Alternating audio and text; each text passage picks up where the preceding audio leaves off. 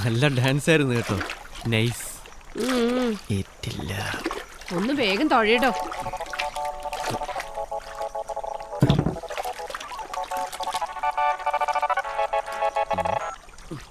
Hello എടാ ഗോപാ, എന്താടാ? നിന്റെ നാവ് പൊന്നായടാ. നമ്മുടെ കുര്യച്ചനെ ബോട്ടിൽ നിന്ന് പോലീസ് പൊക്കി വിത്ത് ചമ്പക്കുളം താരാളാ. ആണോ? ആ, നീയാണ് ഒറ്റ കൊടുത്തതെന്ന് എല്ലാരും പറയണത്. ഞാനാ? ആ, ഇപ്പൊ പൊക്കിയുള്ളു, സത്യം. എടാ, എന്റെ കൈയും കാലും പറിക്കുന്നു.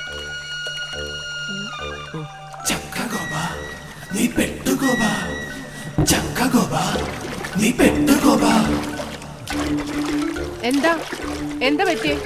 ആ പോലീസുകാരോട് പറഞ്ഞത് ഏണിയായെന്നാ തോന്നുന്നു. നാശം പിടിക്കാൻ നാവിലെ ഗുളിക നിന്ന സമയത്ത് പറഞ്ഞു പോയതാ. ആ കുരിയച്ചനെ ഒരു സ്ത്രീയെയും കൂടെ ഹൗസ് ബോട്ടിൽ നിന്ന് പോലീസുകാർ പൊക്കി. ഓ, അതാണോ കാര്യം? കട്ട് നിന്ന് അങ്ങനെയൊക്കെ സംഭവിക്കും. ഞാനാ പറഞ്ഞു വിട്ടത്. കുരിയച്ചൻ അറിഞ്ഞിട്ടുണ്ട്. അയാളുടെ ആൾക്കാർ ഇനി വെറുതെ ഇരിക്കത്തില്ല, എന്തെങ്കിലും കുഴപ്പമുണ്ടാക്കും. ദൈവമേ, അയാളുടെ ആൾക്കാരാ വരുന്നെന്ന് തോന്നുന്നു.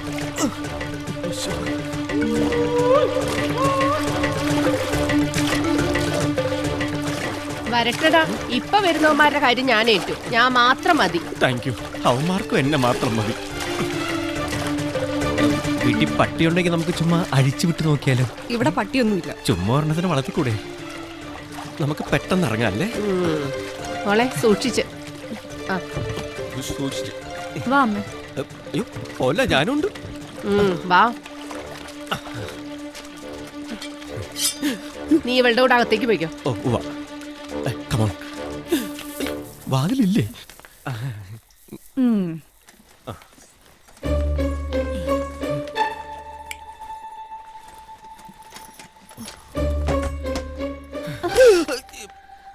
എന്താ? കുറച്ച് വെള്ളം കുടിക്കാൻ. മനുഷ്യൻ പേടിച്ചു പോയി.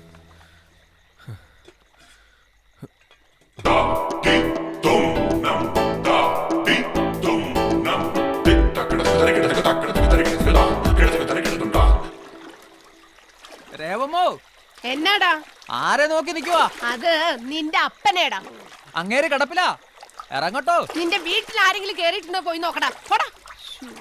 പേരപ്പാളികള്. അവന്റെ ഒരു ശൃംഗാരം.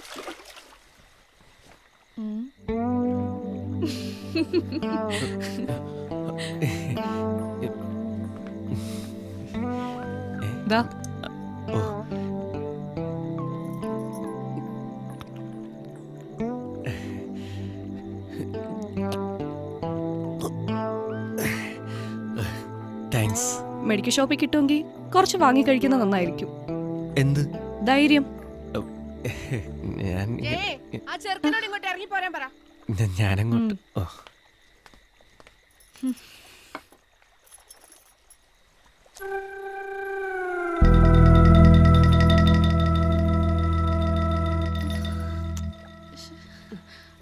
അമ്മേ, ഇവിടെ വെച്ചിരുന്ന ഫോട്ടോ എന്തിയെ? അവിടെ എവിടെയെങ്കിലും കാണും.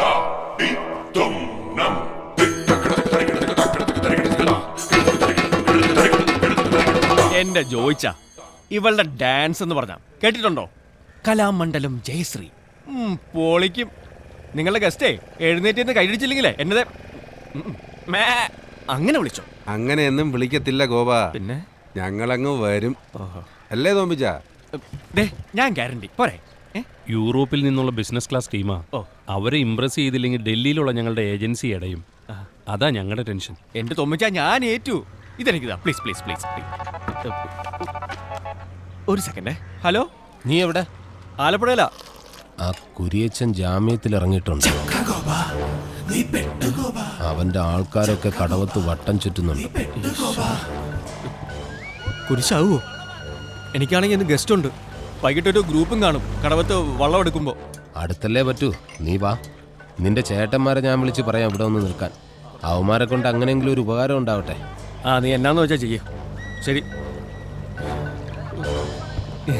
അപ്പോ കുര്യച്ചന്റെ രാഷ്ട്രീയഭാവി ഇതോടി തീർന്നല്ലേ? ഒരിക്കലും ഇല്ലെന്നേ.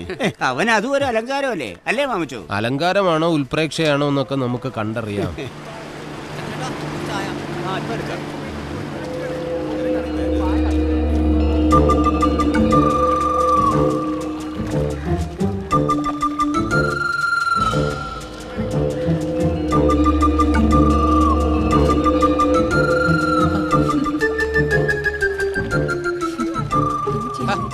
കൊച്ചുറാണിയെ ഇടയ്ക്ക് ആ സാധനം ഒന്ന് ചെകിട്ടത്തുനിന്ന് മാറ്റി പിടിക്ക്, ഇല്ലെങ്കിൽ കാതിലെ കുണ്ടാമണി അടിച്ചു പോകും. ഞാൻ മെയിൽ ചെക്ക് ചെയ്യുവാ. മെയിൽ ചെക്ക് ചെയ്താലും കൊള്ളാം, ഫീമെയിൽ ചെക്ക് ചെയ്താലും കൊള്ളാം. അവസാനം ഈ സിസ്റ്റത്തില് വൈറസ് കയറാതെ നോക്കണം. മാമച്ച എന്റെ വല്ലതും മേടിക്കുവേ. ഞാൻ മേടിച്ചോളാം, പക്ഷെ തരാതിരിക്കരുത്. സാധനം. ഇതാര് ജോക്കർ ജോസോ? നിന്നെ ഈ വഴിക്ക് കാണാനേ ഇല്ലല്ലോ. മേരിക്കുട്ടി വിളിക്കാറുണ്ടോ? ഇന്നലെ വിളിച്ചായിരുന്നു. മാമച്ചനെ വിളിച്ചോ? ഞാൻ അവളോട് പ്രത്യേകം പറഞ്ഞായിരുന്നു. എന്നെ വിളിച്ചില്ലെന്നേ. വിളിക്കണ്ടെന്നാ ഞാൻ പറഞ്ഞേ. എന്തേലും ആവശ്യമുണ്ട് എന്നെ വിളിച്ച് പറഞ്ഞാ മതി എന്ന് ഞാൻ പറഞ്ഞിട്ടുണ്ട്. അതിന്റെ ആവശ്യമല്ലേ ഉള്ളൂ. എടാ ജോക്കറെ, നീ ഓന്തിന്റെ സ്വഭാവം കാണിച്ചു തുടങ്ങിയല്ലേ. മേരിക്കുട്ടി എന്നെ വിളിക്കണ്ട, പക്ഷെ അവളുടെ ആദ്യത്തെ ശമ്പളം വരുമ്പോ 10,000 രൂപ എനിക്ക് കൊണ്ടുതരണം. ഇല്ല എങ്കിൽ കാശ് വരട്ടെ മാമച്ച, പിടയ്ക്കാതെ.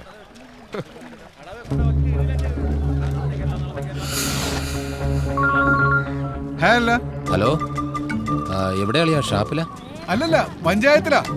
മിത്രക്കരിപ്പാടം പാട്ടകൃഷി ലേലം. ലേലം വേറെ ആരും പിടിക്കാതിരിക്കാനുള്ള കൊട്ടേഷൻ. അതുകൊണ്ട് ആര് വന്നാലും സ്പോട്ടിൽ അടി. 5000 രൂപയുടെ കൊട്ടേഷനാ. നല്ല സുഖമുള്ള ഏർപ്പാടാ. നമ്മുടെ കുരിയച്ചൻ ജാമ്യത്തിലിറങ്ങി. എപ്പോ? കുറച്ചു മുമ്പ്. കന്നിട്ടക്കടവിൽ ഗോപന്റെ വള്ളം എടുക്കുമ്പോ നിങ്ങളവിടെ വേണം. അവനാകെ പേടിച്ചിരിക്കുക.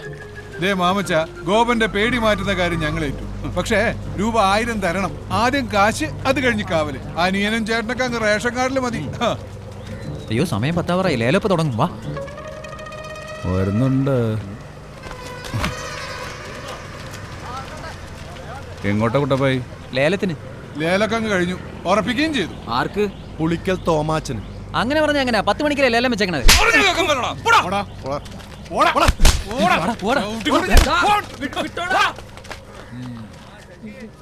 താങ്ക്സ്.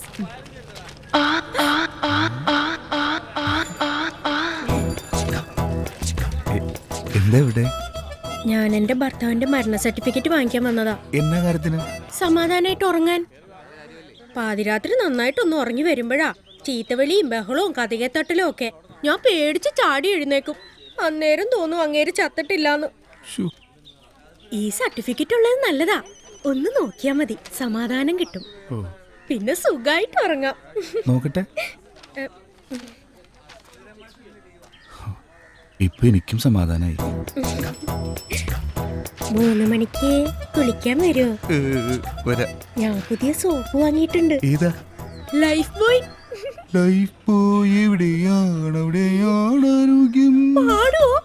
ചെറിയ മൂട് വരുമ്പോ.